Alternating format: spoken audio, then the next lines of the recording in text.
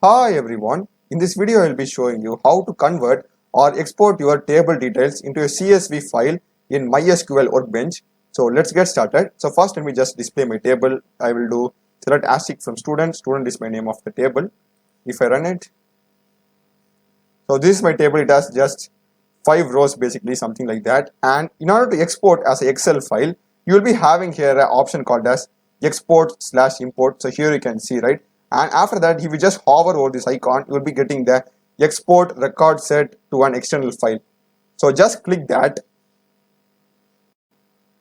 and you'll be getting the export result set dialog box over here. So here you have to specify the location where you want to export your table, and you have the file format as CSV, which is the Excel file. As well, we are having these many formats. If you want, you can also give Excel spreadsheet, SQL, JSON. There are like so many options. CSV as well as like this colon, semicolon separated one as well. So there are like so many options. I will go with the plain CSV one. You can choose whatever you want and just give a name. I will give the name as MySQL, like the default one. So I will just now save it, and if I just now go to my downloads, that is the location where I have exported my table. Yeah, in downloads, here it is, MySQL. If I just open it, I'll be having just 2 columns. So here you can see, I guess, let me just now zoom it. Yeah, so these are basically the contents that are present in my table right now. So yeah, exact same contents here as well.